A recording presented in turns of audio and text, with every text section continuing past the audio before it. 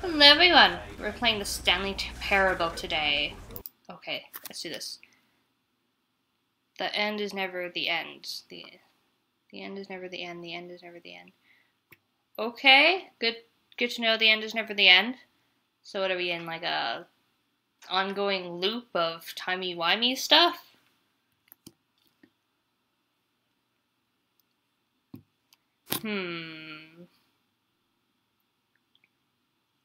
This is the story of a man named Stanley. Okay. Stanley worked for a company in a big building where he was employee number 427. Doesn't even have a name. Employee number 427's job was simple. He sat at his desk in room 427 and he pushed buttons on a keyboard. Orders came to him through a monitor on his desk, telling him what buttons to push, how long to push them, and in what order. This is what employee 427 did every day of every month of every year. And although others might have considered it soul-rending, Stanley relished every moment that the orders came in. He needs a life. Made exactly for this job.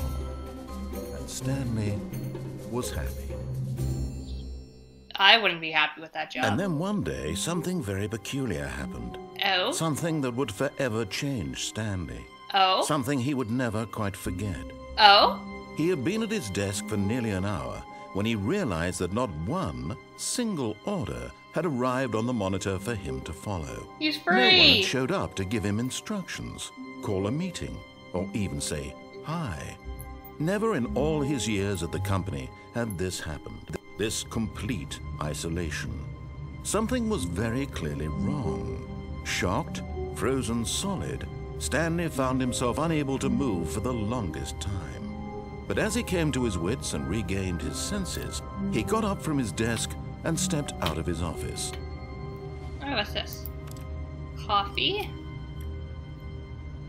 Ooh. Pencil sharpener! Is this like my in-out folders? Can we make a call? I guess not. What's the time?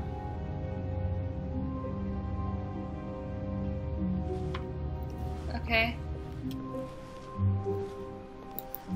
Mr. Narrator! All of his co-workers were gone. What could it mean? Stanley Anything I can decided to take? go to the meeting room. Perhaps he had simply missed a memo. No matter I don't how even know what hard that is. Stanley looked, he couldn't find a trace of his I want co-workers. his coffee cup! Ooh. It's like they all vanished. I have no idea where I'm going.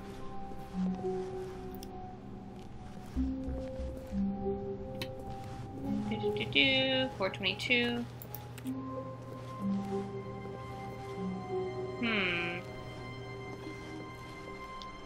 That's a very nice leaf there. Well, let me get some real plants. That's a scary looking room. When Stanley came to a set of 2 open doors, he entered the door on his left. Nope. This Fuck was you. not the correct way to the meeting room, and Stanley Oh! knew it perfectly well. Oh, the door Perhaps he wanted to closed! stop by the employee lounge first, just to admire it. Oh, what have I done? It's kind of weird that you can just look on anyone. That room's weird too. Ah! Yes, truly a room worth admiring. It I had want a really drink! been worth the detour after all, just to spend a few moments here in this immaculate, beautifully constructed room. Stanley simply stood here, drinking it all in. It's beautiful! It is beautiful. I think time's moving still. Yes, really, really worth it being here in the room. A room so utterly captivating that even though all your co-workers have mysteriously vanished, here you sit looking at these chairs and some paintings. Really worth it. But eager to get back to business, Oh, can't go Stanley back took now. the first open door on his left. So, how about I don't? Yeah, not gonna happen. That's a scary looking room. Stanley was so bad at following directions, it's incredible he wasn't fired years ago. That's a lot of boxes. Like, I want to work with the boxes. Caution. Do not lie. If you're lying right now, stop. That's an interesting sign. Oh, it's closed now. No way back. Oh, I want to drive this! Please? Oh, wait, I could jump. Penalty for misuse of cargo lift, $1,000. Penalty for jumping off the cargo lift, about $5,000. Look, Stanley, I think perhaps we've gotten off on the wrong foot here. What if I'm I jump? not your enemy, really, I'm not. No, I realize that investing your trust in someone else can be difficult, but the fact is that the story has been about nothing but you all this time. I know. I want to make There's it an interesting story. Stanley. Someone you've forgotten about. Who? Please, stop trying to make every decision by yourself. But I want to. I'm not asking for me, I'm asking for her. Her? Do you have my wife? This is it, Stanley. Your chance to redeem yourself. To put your work aside. To let her back into your life. You have my wife, you bitch? You have my wife? Did you kidnap her? Where is she? Where is she? Where is she? Where's Rachel? Tell me where she is. Oh, this is a dark room. What have I done? Ah! That's her, Stanley. You need to be the one to do this. To reach out to her.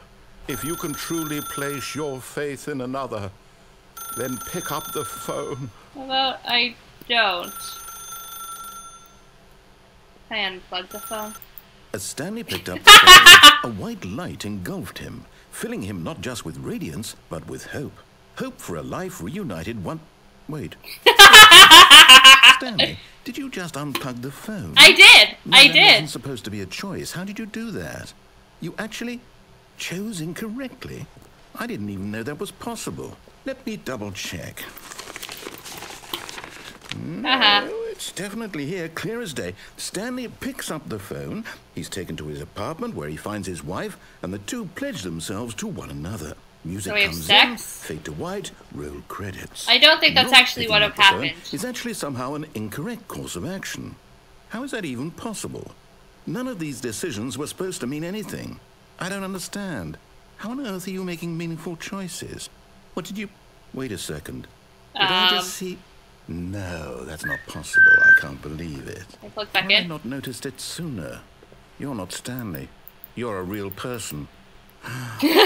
I can't believe I was so mistaken. This Nope. is why you've been able to make correct and incorrect choices. And to think I've been letting you run around in this game for so long.